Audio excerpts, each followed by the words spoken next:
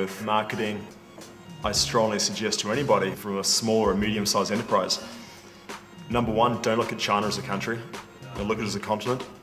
In China, different regions, even different cities within the same region can have very different requirements or can accept very different kind of products.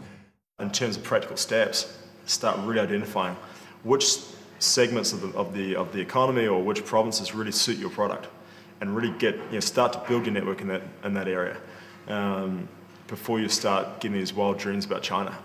You just find a niche, and that'll be more than sufficient to get you going and up and running in China. When it comes to marketing our product, we're taking that in somewhat of a staged approach. Even though we've had successful representation in the market for some period of time, we've realized that former distributor was only touching certain important customers, doing well, but not generally promoting our brand very strongly at all. Now we're taking out a significant number of internet or web-based ads just for brand promotion, brand awareness, and most of the actual brand building and marketing is person to person, primarily in the form of technical seminars. We approached China with a very different marketing plan to any other regional approach. We had to be very cognizant that the normal ratio of spend to total investment in the marketplace would buy us about a week's worth of television in Shanghai, let alone China. Their media costs are incredibly high. And we wanted an impact amongst the new breed of middle class, the new breed of what they call the Xiao bourgeois, the little bourgeoisie, the little emperors. They are the children of Mao's single-parent diktat of the 70s. So in many ways, these children have a lot of money spent on them. They have entertainment. They have quite lavish personal budgets, and they are quite spoiled. And therefore, they're the perfect audience to attract to a destination like New Zealand. They're also very influenced by the media, and we felt that the perfect way to reach them was through iconic stars who they identified with. Now, stars like a young actor called Xia Yu, who's compared to the Ewan McGregor of China, have their own websites that attract something in the region of around 50 million hits on an annual basis.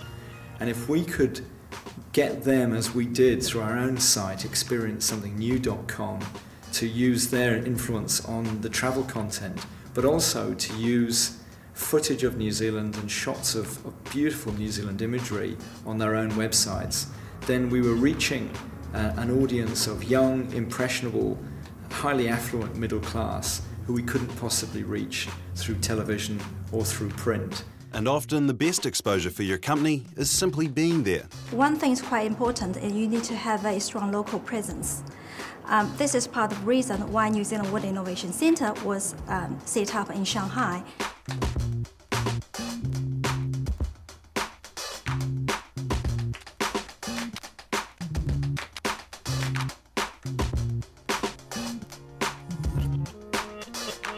It's primary marketing that's of the most importance, and by that I mean marketing at the point of sale is probably the most effective place. It is important to tailor your branding and labelling to the Chinese market.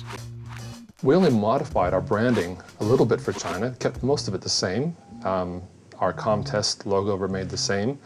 We did add and trademarked a Mandarin Chinese equivalent for Comtest, phonetically similar, but also with a connotation and the meaning that would connect with Comtest and what we're about as a company. However, when it came down to specific products, we left our branding just the same as it is around the rest of the world. The best case scenario would be to come up with a name that phonetically reflects the brand well, that also reflects the identity and attributes, the essence of that brand, the personality of that brand, and one that really resonates with Chinese and that they enjoy and like. We did seek some advice. We got that advice from some of our own staff, and it's also from some advisors that we worked with for a number of years, mainly advisors who were recommended to us by NZTE. A name should have good meanings, positive meanings in Chinese. So, I mean, even now, I can look at somebody's transliterated name on the name card, and I know whether the person has consulted a properly trained Chinese person. You know, you can tell it